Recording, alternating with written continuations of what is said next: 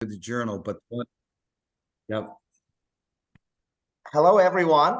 My name is Maksim Belitski. I'm a professor of entrepreneurship at Loyola University in New Orleans and ICT Business School in Paris. Today, I invited here, and I'm very honored to introduce you Marc Drapeau, and he's a partner and chief research officer at RXN Group and Editor-in-Chief of the Data Catalyst Institute.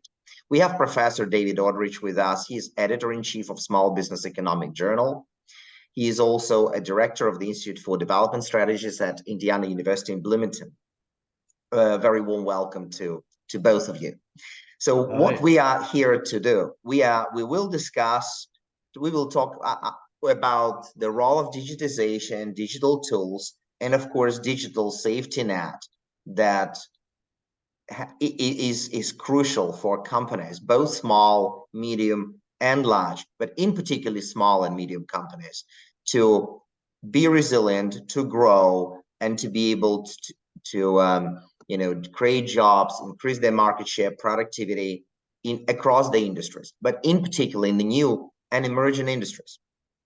Well, this discussion, in fact, is prompted by the paper titled Digitalization, Resource Mobilization, and Firm Growth in Emerging Industries, which was published in British Journal of Management in October 2023.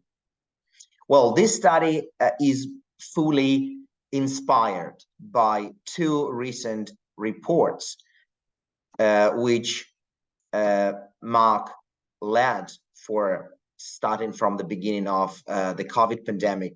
And these were the digitally driven report of the US small businesses that find the digital safety net during the COVID-19 and digitally driven Europe, another report.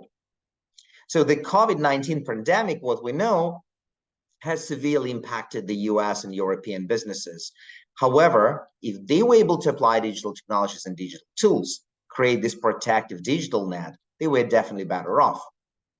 Well, drawing on this insight, the paper uses knowledge-based views perspective and examines two things. So first, how adoption of digital tools mobilized or enabled companies to secure grants, debt capital, and most of all, equity capital from investors.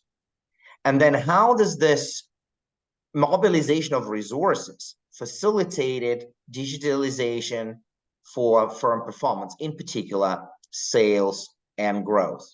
So the paper uses longitudinal data from 2010 to 2019 based on the Burhus data and categorizes the three companies as in their reports by digitally driven, digitally advanced, digitally uncertain, and digitally evolving.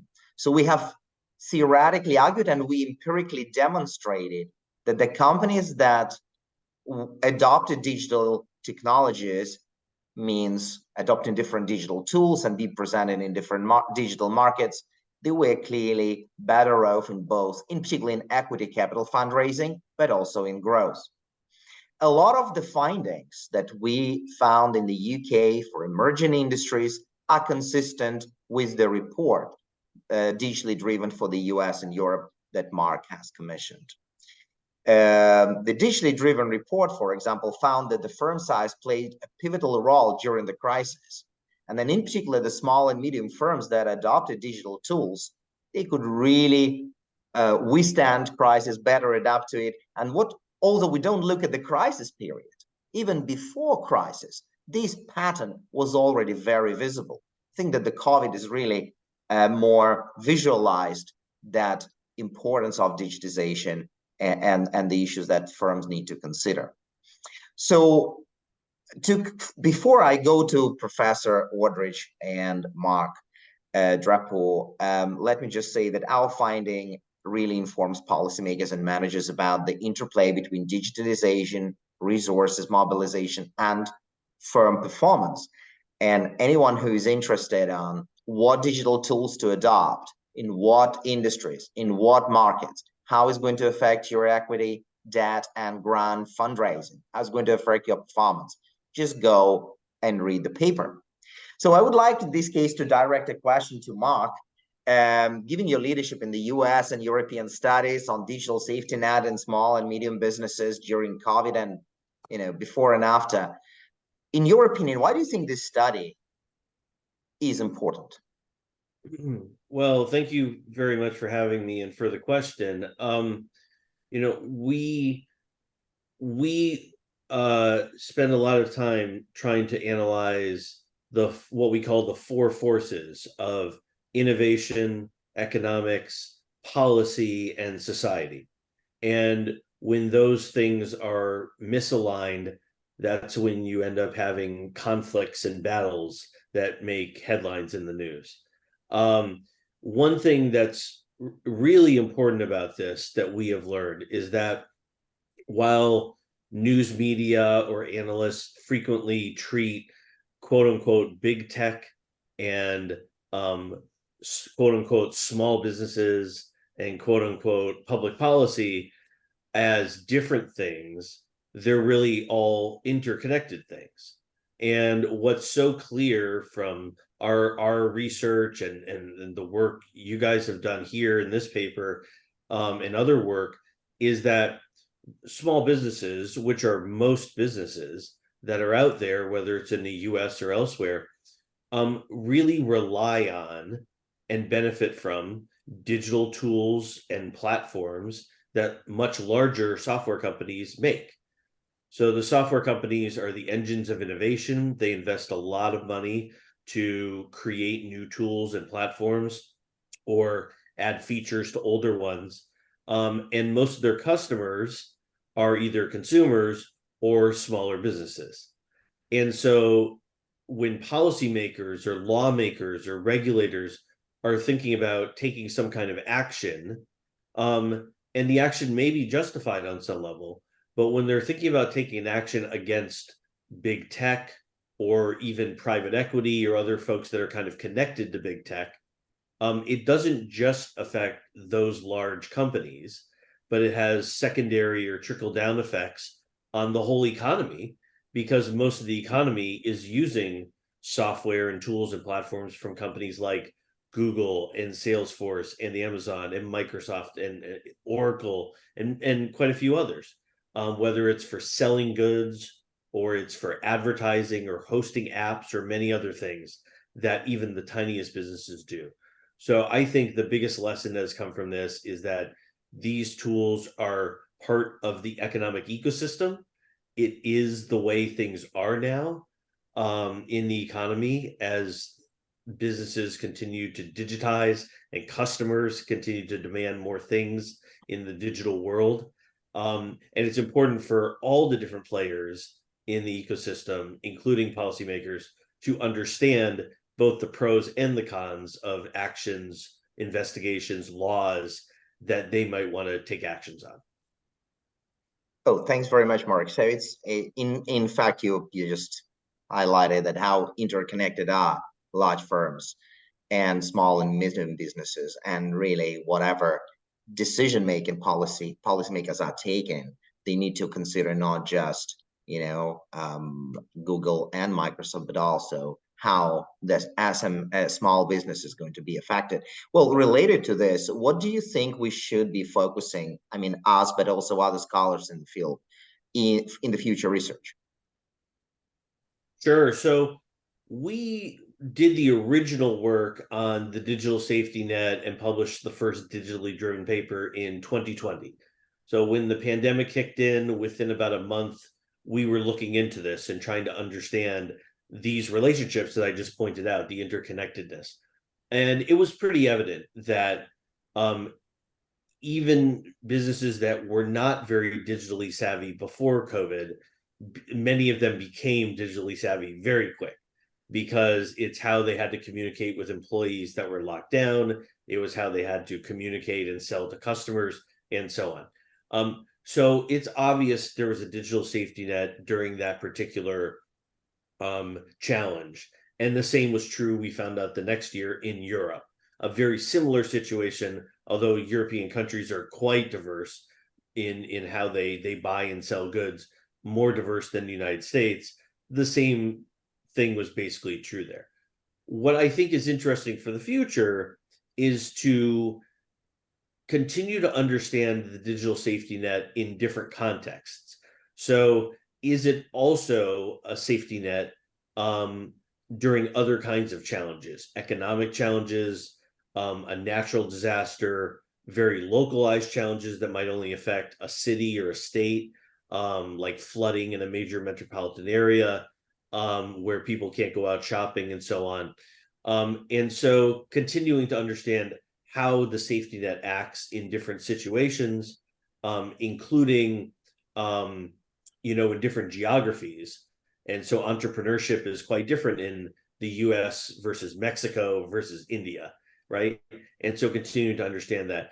The other part of it is, digital safety net is a terrific term. It's a little bit of a misnomer also because during good times, these same tools, they're kind of dual use, if you will, they can act as a force multiplier during good times or normal times.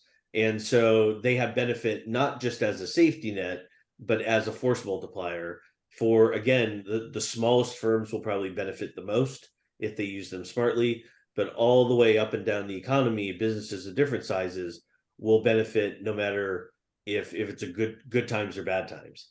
And I think further understanding the boom times as well as the bust times will be really valuable for the future as well. Thanks a lot for this insight, Mark. David, over to you. In your opinion, why is this research important? Yeah, thanks, Maksim. Well, it's important, just like Mark explained, the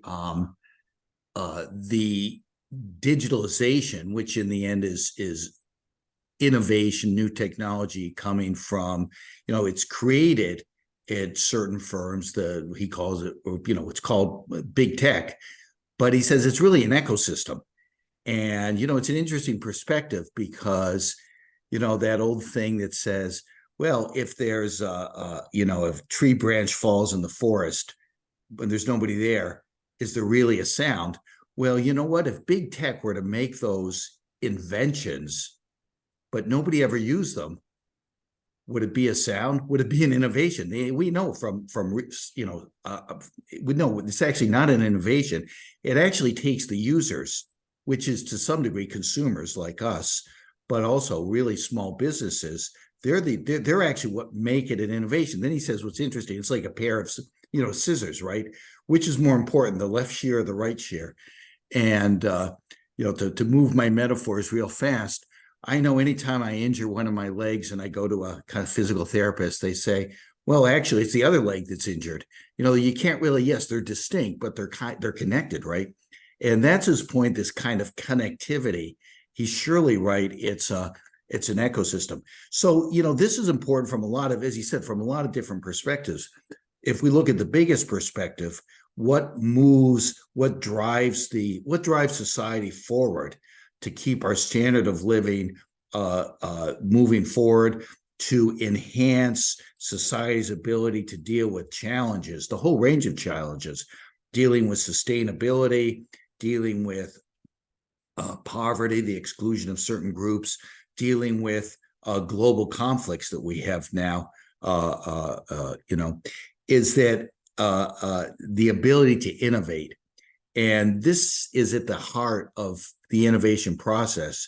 But what's interesting, rather than just focus on the source of the innovation, the invention, like a lot of the research in our field does, it actually sees it much more in this systemic view. And I think that's, he's at the studies that Mark has directed, and then our own paper, I think, are crucial for understanding the biggest issues about innovation.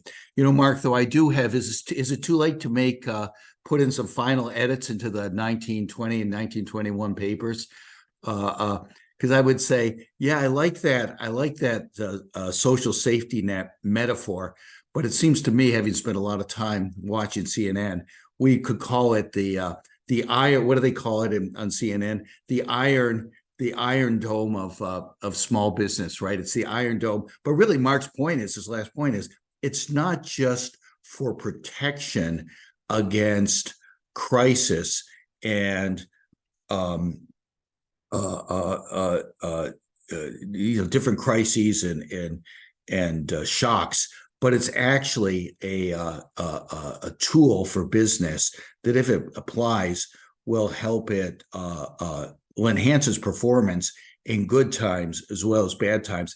And in fact, when you take a step backwards, well, this is really just part of the overall diffusion process of how does a new technology, a new idea, a new practice, how does that go from being an exception in society to being the norm that almost everybody, every business uses?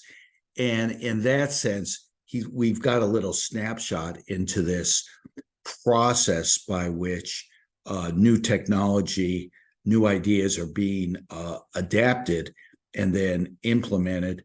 5 years from now, I don't think this will even be a question or an issue.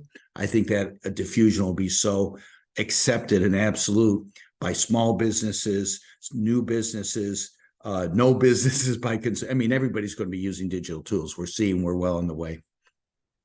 Thanks, David, for saying that. In fact, it's the world is going there. In our paper, what we find in this, we mainly have emerging industries, the industries that should be using those technologies definitely, and which drives them forward. But we still find that not everyone adopts digital tools, even in emerging industries. We still have digitally uncertain companies or digitally transitioning companies, even in drone manufacturing, kind of driverless cars and so on, where you would take technology by default. Well, still you find companies that do not, they introduce several tools, but maybe not all the spectrum available. And of course, many companies may not even be aware of how much they cost, and other things could be reduced by adopting this. So I think this is where also the report talks about this, the digital safety net, or the Iron Dome, this kind of difference between, I think, correct me, Mark, if I'm wrong, the digitally advanced versus digitally uncertain. And clearly we want to have this difference kind of shrinking as much as we can. So more companies adopt technologies. Well, given this is an app, it's supposed to be a video abstract, I think we pick the last question to David. So what is the message? What do we need to do next in terms of research on digital safety net, or the Iron Dome for small business? Well, I think in a way, I'll hand it also off to Mark. I mean, one of the great insights of the study that Mark directed was that not just that using it matters. I mean, it matters for the small and medium-sized businesses, but it also matters for the broader community as well. And they also have insights in those studies that the way it's used, you just mentioned, not everybody deploys these technology, the digital tools, in the same way with the same. So it's not just you use it or don't you, but it matters. But I think increasingly what we're going to see is more and more, it matters to the extent to which organization, strategy, but also what Mark had mentioned is crucial to his work right now, policy. The policies, the regulations, both for the creative firms, which are what we call big tech, but then also for the users as well. Those policies are really going to make a difference. And I think, as Mark alluded to, the thinking about digitalization, how it can be used to enhance performance, is not widely understood either in the policymakers in Washington and at the different regions and states or provinces, or in the public as well. So there's a big gap. There's a lot of confusion and uncertainty, and just what's the opposite of knowledge? Ignorance, really, about digital tools and the role they play, and the role that the innovating firms, the big tech, play in this innovative ecosystem. Thanks, David. To conclude, of course, I want to direct readers and our community to the paper. Of course, is now available. Digitalization, resource mobilization from growth in emerging industries on the website of British Journal of Management.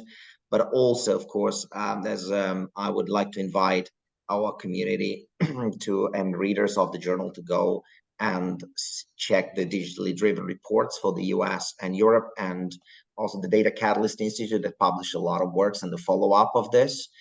And of course, there's been a recent, the whole special issue in Entrepreneurship and Regional Development Journal dedicated to, in particular, resilience and digitally advanced entrepreneurship. And so myself, David, and Mark are part of this, as well as Bill Wales, Rosa Katz, and Matthias Mentor. So I really also welcome you to go and check it out. Resilience and Digital Advanced Entrepreneurship in Entrepreneurship and Regional Development Journal. And so to conclude, I would like to thank you both, David and Mark, for this great discussion and insights. Thank you. And if I could just briefly put in a final note, I think Sure. it's also important for readers and other people to remember this is always, the digital tools that are available are always changing. So it's not, in 2010, which is when your research data set started, the iPhone barely existed. App stores, modern app stores didn't really exist in the way they do now. When we started our COVID related research, we weren't talking about ChatGPT, we weren't talking about TikTok for small business marketing. So if you were behind a few years ago, you may be falling farther behind now. If you were advanced a few years ago, you are also more likely to be taking advantage of new AI related tools and other things. And so it's a constant state of evolution. And it's important to remember that these companies and tools are not static at all. And it's a very complex environment on top of everything else we've talked about because of that. Mark, thanks so much. That's really, really important to remember. Thank you, everyone.